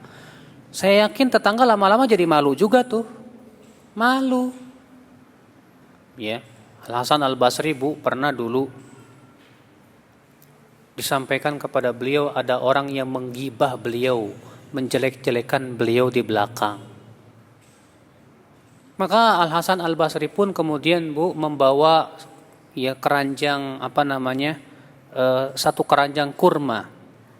Kemudian Al-Hasan Al-Basri berkata kepada orang yang menyampaikannya, ini tolong hadiahkan kurma ini kepada si fulan yang menggibah saya. Masya Allah. Coba, Bu, ya, gimana rasa Ibu kalau Ibu pernah Ibu menggibah si A, tahu-tahu si A ngasih hadiah kepada Ibu. Perasaan Ibu gimana, Bu? Hah? Malu gak, Bu? Malu. Kalau Ibu misalnya memusuhi tetangga, tapi itu tetangga berbuat baik terus sama kita, malu gak? Ramah-ramah malu gak, Bu? Lama-lama malu. Yaudah gak apa-apa, dia musuhin kita, tetangga nih, yaudah kasih lagi, berbuat baik lagi. Insya Allah, Ibu, lama-lama dia akan malu dan tahu diri. Ya, dan Allah pun akan terus membela kita. Makanya ada seorang laki-laki datang kepada Rasulullah dan berkata, ya Rasulullah, inna li qariban, saya punya karib kerabat, ya. Asiluhu wa qata'ani, aku menyambung silaturahim dengan dia, tapi dia malah memutuskan silaturahimnya denganku. Wa asna'u lahu khairan, aku berusaha berbuat baik kepada dia, tapi dia malah berbuat buruk kepadaku, hai Rasulullah. Apa kata Rasulullah? Wa in kunta kama qulta faka'annaka tusifuhumul mal. Kalau kamu benar yang kamu ucapkan itu, seakan-akan kamu menaburkan debu panas ke wajahnya. Wala yazalullahu 'alaika zahiran, dan Allah akan terus membela kamu selama kamu terus berbuat seperti itu. Jadi dalam Islam, Bu, kalau bisa, Bu, kalau ada yang musuhin kita, balaslah dengan berbuat baik. Tapi ini hanyalah mampu dilakukan oleh orang-orang yang berjiwa besar, orang-orang yang sabar. Ya, makanya Allah mengatakan wa ma yulaqaha illa alladzina sabaru wa ma yulaqaha illa dzu hadzin adzim. Tidak ada yang bisa melakukan itu kecuali orang-orang yang sabar. Dan tidak ada yang melakukan perbuatan itu kecuali orang yang mempunyai keberuntungan yang besar. Iya. Ustadz, bertanya tentang tafsir mimpi itu apakah bagian dari kesyirikan? Mimpi itu datang setelah sholat istikharah. Bertanya karena takut mimpi itu datangnya dari setan. Ibu, ya, bertanya tentang takwil mimpi sih memang dilakukan oleh para sahabat juga kepada Rasulullah. Jadi itu sama sekali tidak termasuk kesyirikan, Bu. Ibu perlu ketahui, Bu, ya, Rasulullah mengatakan ar-ru'ya thalathah. Kata Rasulullah, mimpi itu ada 3. Yang pertama, ru'yatun minallah, ru'ya minallah, mimpi dari Allah. Yang kedua, ru'ya minasyaitan, mimpi dari setan. Yang ketiga, mimpi dari kegundahan pikiran.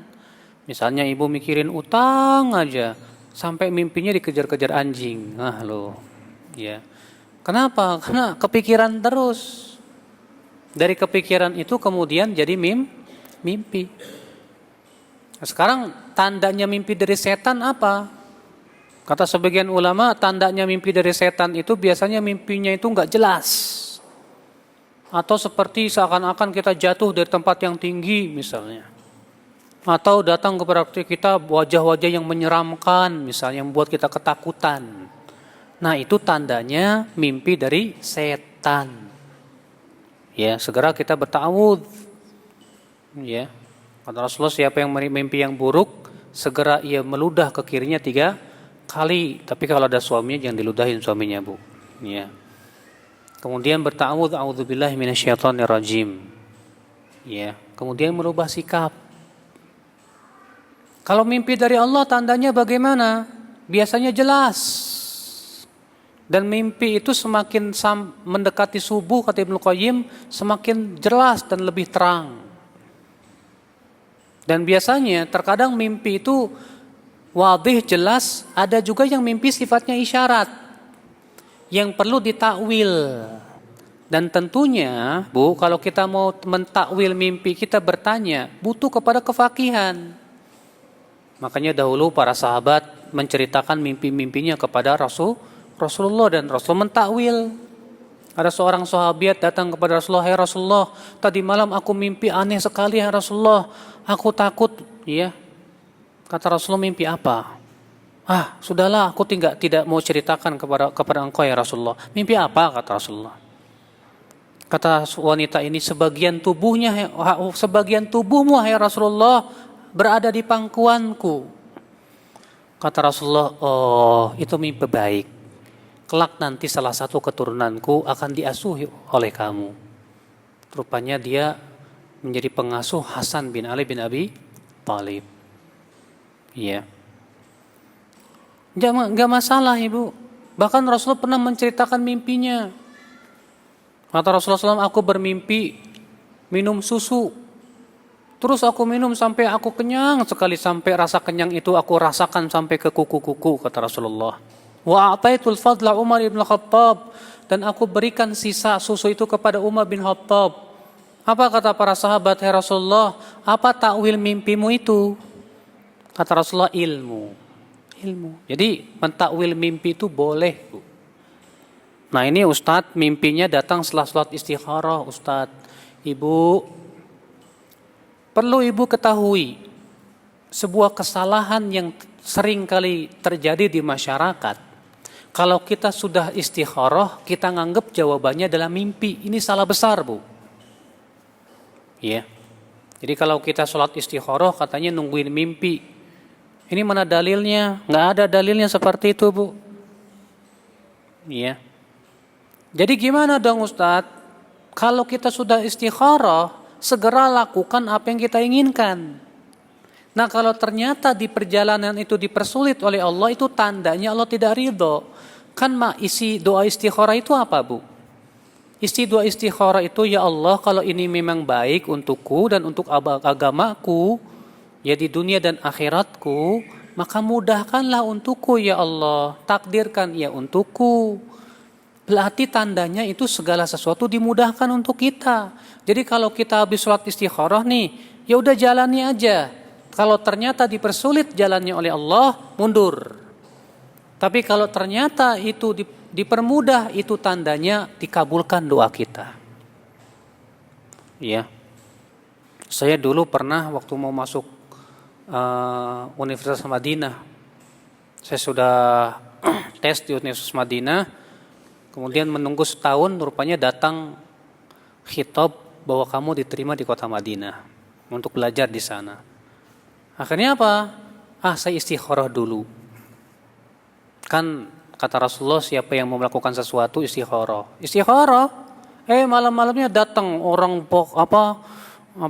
rambutnya keribo, bilang apa? Kamu jangan pergi.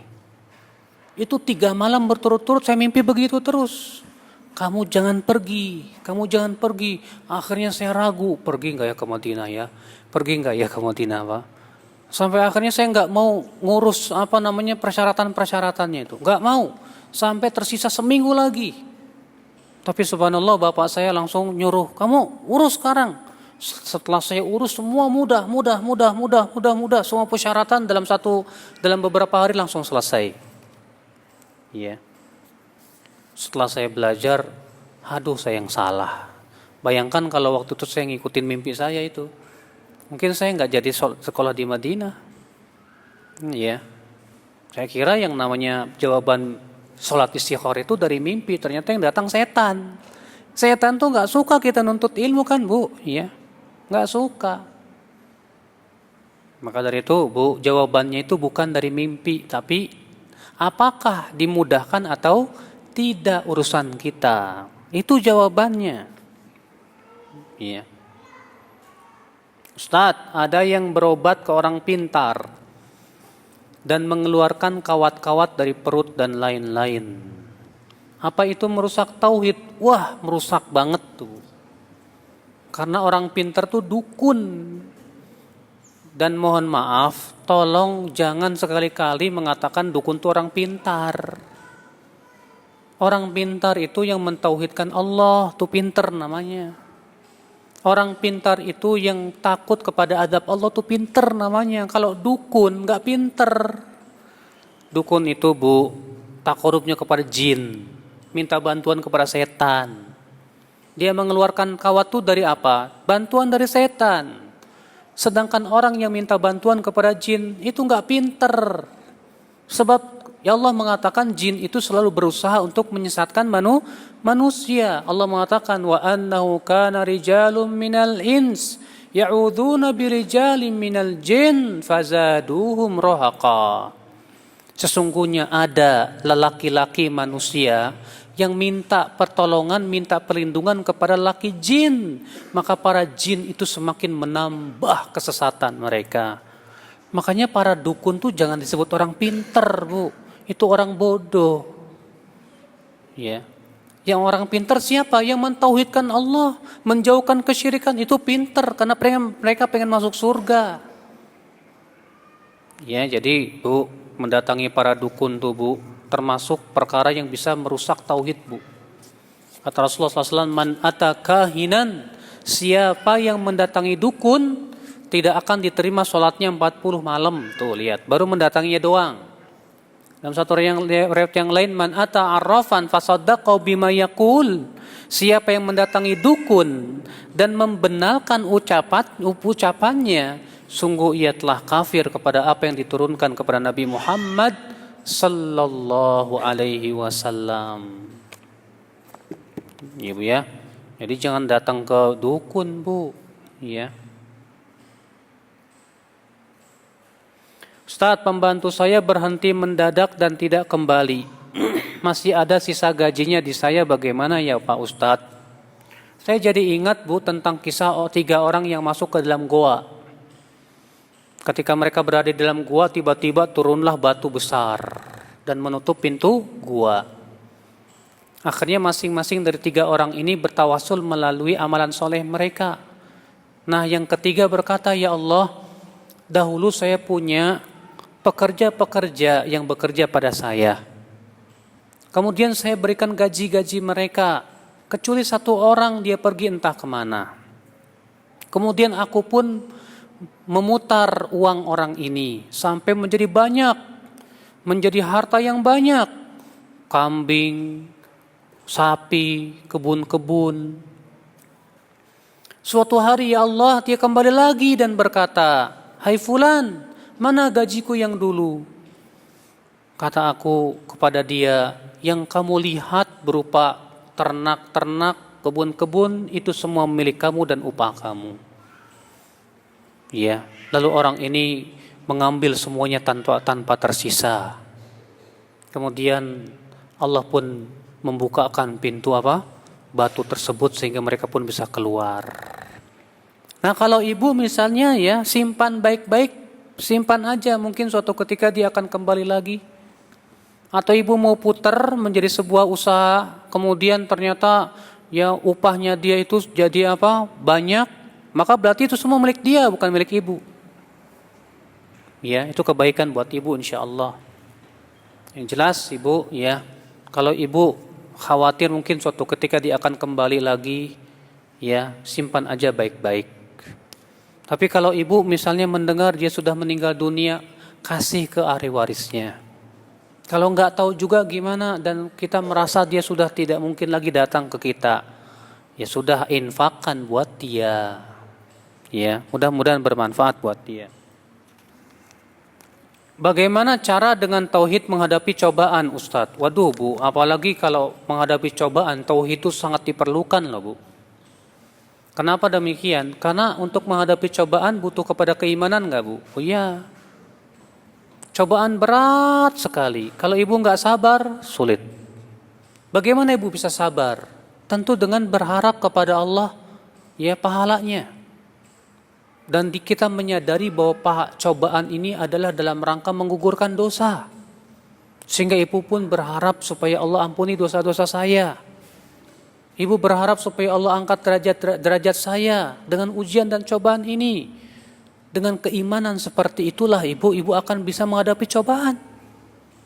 Maka ibu pun bahkan terkadang ketika semakin kuat tauhid menghunjam di dada, cobaan itu malah bahkan dinikmati sama ibu. Sebagaimana dahulu di zaman salafus saleh, ada seorang salafus saleh yang ketika disuruh berobat nggak mau. Alasannya apa katanya? Biar lebih banyak Allah menggugurkan dosa-dosa saya.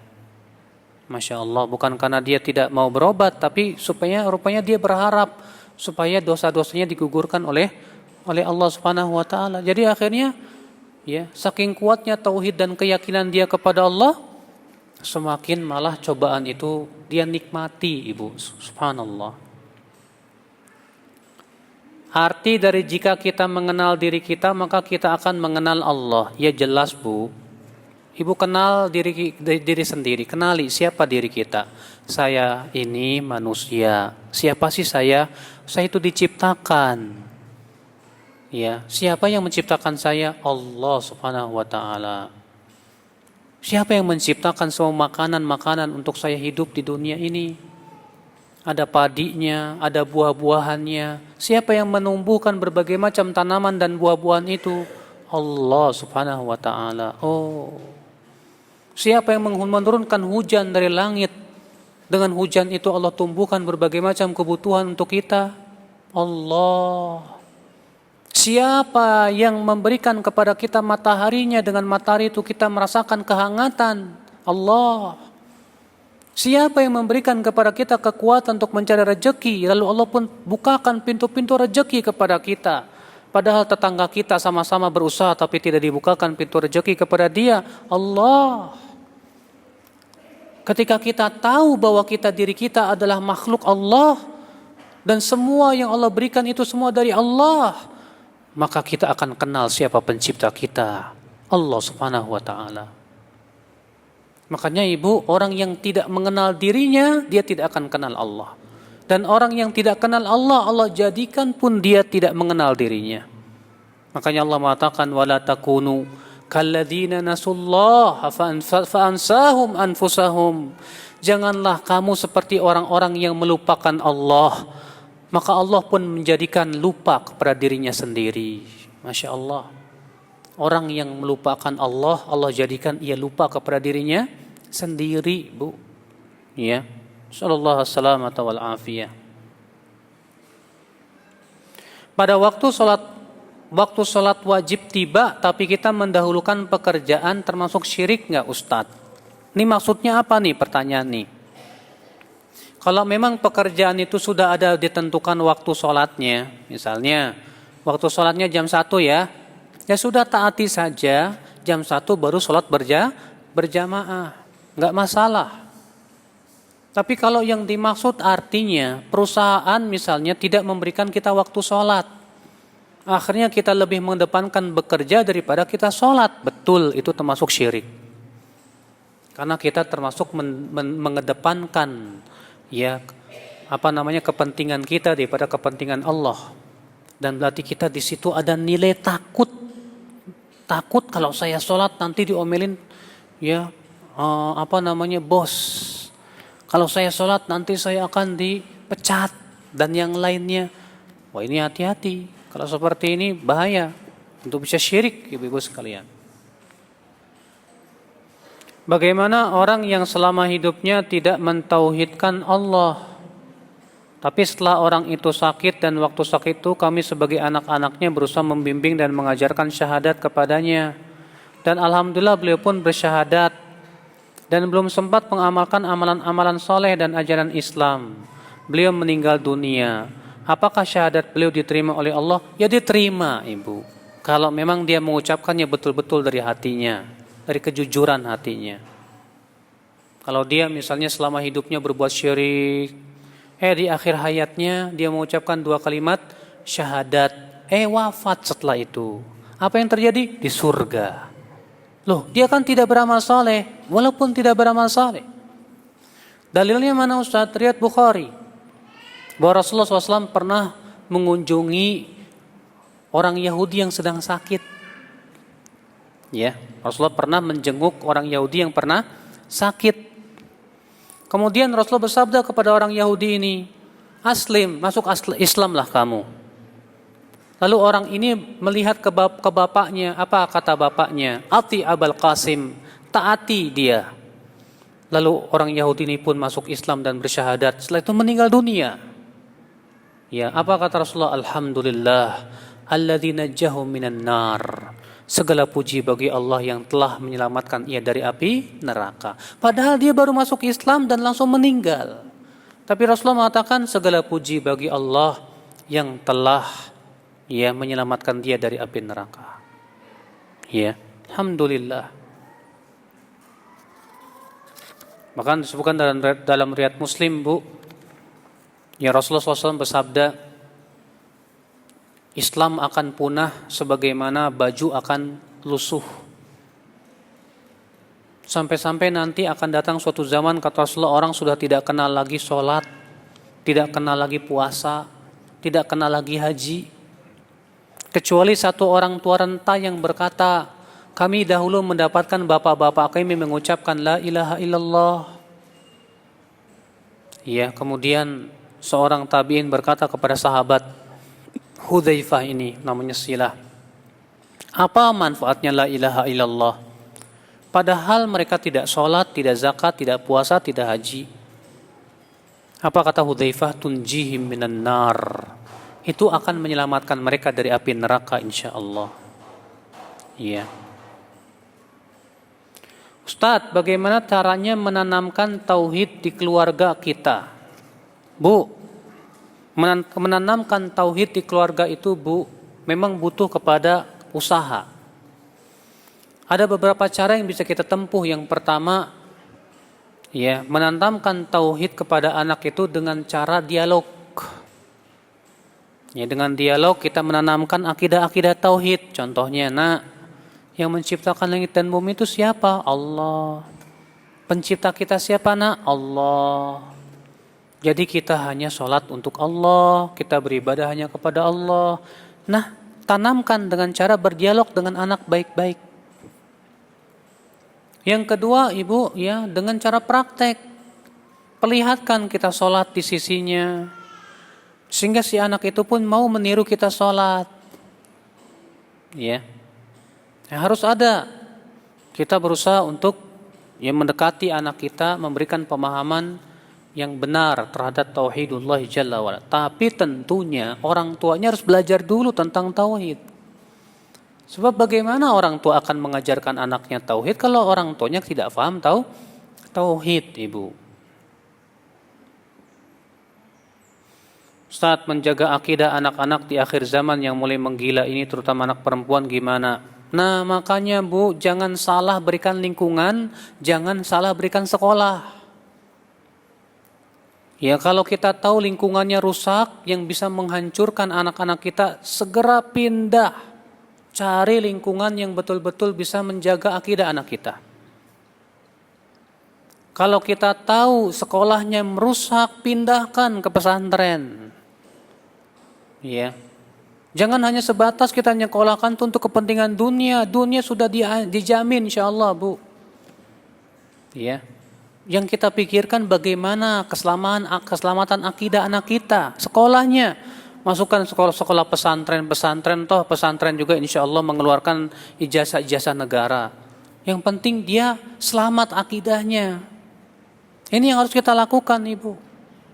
Ya, supaya kita ya dengan adanya lingkungan yang baik, sekolah yang baik, dia akan tumbuh. Karena apa? Dia mendapatkan lingkungan yang baik dan teman-teman yang saleh. Dia akan tumbuh di atas ibadah kepada Allah Subhanahu wa taala. Ini yang harus kita usahakan, Ibu. Ya.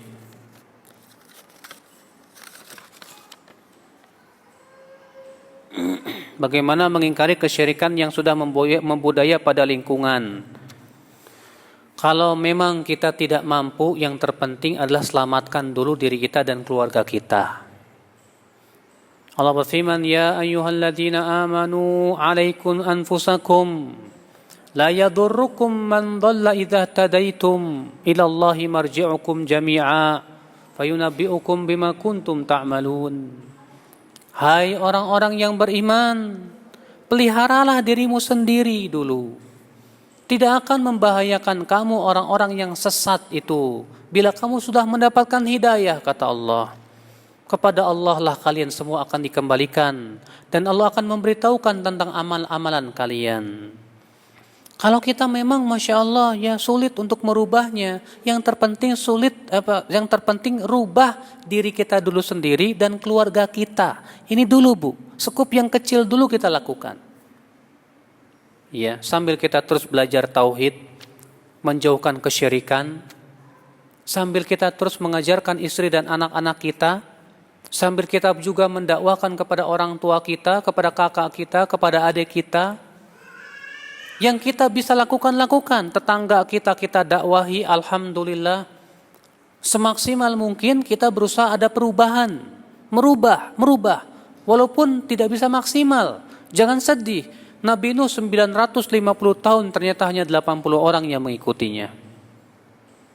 Ya, yang penting kita berusaha merubah sedikit demi sedikit, merubah lingkungan kita sedikit demi sedikit, tetangga kita, ya. Nah ini ibu-ibu sekalian, sesuai dengan kemampuan tentunya. Allah berfirman, la yukallifullahu nafsan illa wus'aha. Allah tidak membebani jiwa kecuali sesuai dengan kemampuan.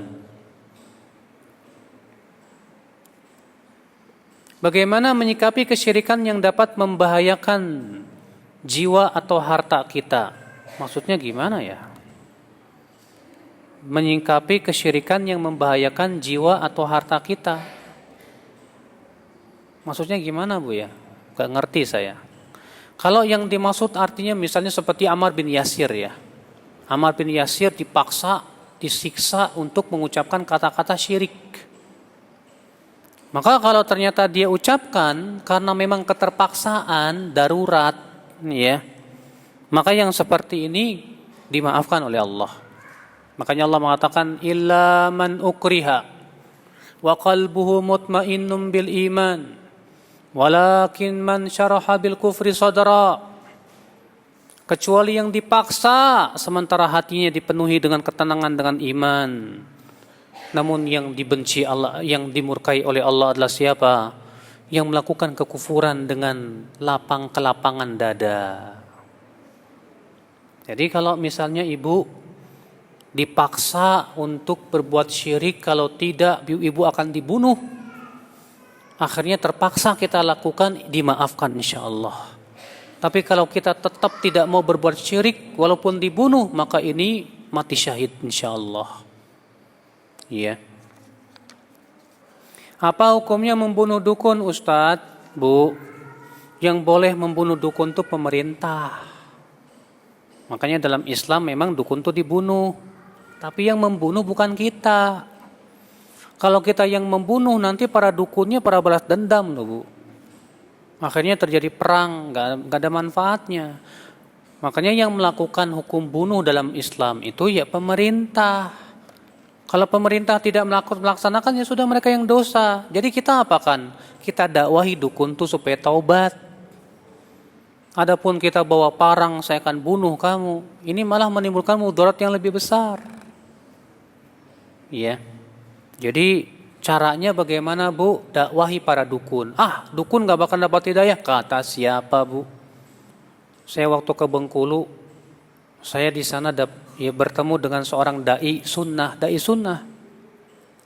Maka dia bercerita kepada saya, Pak, saya dulu bekas dukun, Ustadz. Bahkan semua ilmu-ilmu kedikjayaan yang ada di Indonesia sudah saya kuasai. Ustadz tahu Jampi Sijalak Harupat yang sangat terkenal di Sunda? Itu sudah saya hafal baik-baik.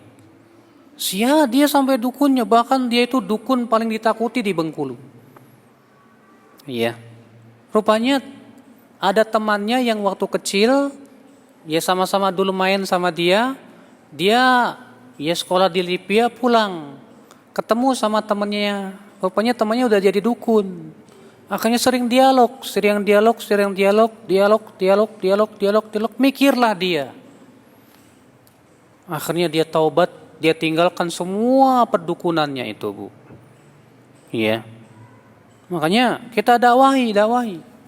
Jangan lupa, ya. Adapun kemudian kita bawa parang, membunuh, ini bukan tugas kita. Ya, kalau kita lakukan itu malah menimbulkan mudarat yang lebih berat, ibu-ibu sekalian. Mohon kiat-kiat khusus menyadarkan kakak tertua yang berumur 61 tahun agar mau sholat, Ustadz. Ibu, saya cuma hanya sebatas menyebutkan kiat. Adapun yang memberikan hidayah ya Allah.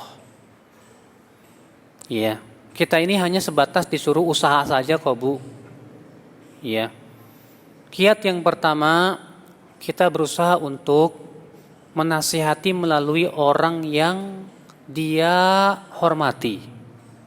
Sebab kalau kita yang menasihati mungkin kita dianggap bau kencur. Kamu itu anak kemarin sore kok mau nasihatin saya. Nah, caranya ibu datangi orang yang memang punya, orang yang dihormati oleh kakak kita itu, nasihati dia. Ya. Yang kedua, mungkin kakak kita coba perdengarkan ceramah-ceramah. Ya, mudah-mudahan dia mau mengikuti dan dia mau takut kepada Allah. Ya. Adapun kalau kita sudah berusaha terus mendakwai, menasihati, ternyata tetap aja enggak mau sholat. Ya, memang itu berarti dia belum dapat hidayah. Allah berfirman, innaka la tahdi man ahbabta, walakinnallaha yahdi man yasha. Sesungguhnya engkau tidak bisa memberikan hidayah kepada siapa yang kamu suka. Akan tetapi Allah lah yang memberikan hidayah kepada dia yang dia kehendaki. Nah itu, Bu, ya. Jadi terkadang kita itu, Bu, kita itu seakan-akan ingin memberi nasihat itu tujuannya supaya dia dapat hidayah. Betul, itu tujuan bagus. Tapi terkadang, ya, seakan-akan hidayah itu kita yang punya gitu loh. Jangan, yang terpenting yang kita pikirkan adalah bagaimana saya memberikan dan mendakwahi dia. Masalah hidayah itu di tangan Allah Subhanahu wa taala.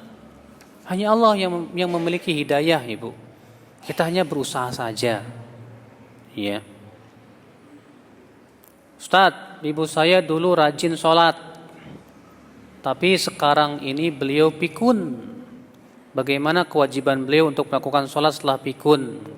Allah berfirman, la yukallifullahu nafsan illa wus'aha. Allah tidak membebani jiwa kecuali sesuai dengan kemampuan. Pikun itu sama dengan lupa, dan lupa itu dimaafkan oleh Allah. Allah berfirman, Rabbana la tu'akhidna in nasina aw akhtana. Wahai Rabb kami, jangan siksa kami jika kami lupa atau kami salah tak sengaja. Iya. Jadi kalau si ibu kita pikun, kita ingatkan. Pas sholat dia lupa lagi, Ustadz. Ya sudah. Ya Allah kasih sayangnya luar biasa. Allah itu lebih pemaaf daripada kita, Ibu. Kalau Allah tahu bahwasannya si hamba ini pikun, Allah tahu bahwasannya si hamba ini, ibu-ibu sekalian, ya, lupa dengan kepikunan itu, kemudian barangkali Allah ampuni dosanya, Allah naikkan derajatnya, karena itu ujian dan cobaan juga buat dia. Ya, Allahu a'lam. Baik, ibu-ibu sekalian, semoga yang saya sampaikan bermanfaat pada siang hari ini. Ini saja yang bisa sampaikan. Subhanakallah bihamdik, Asyhadu an la ilaha illa anta astaghfiruka wa atubu ilaik. Wassalamualaikum warahmatullahi wabarakatuh.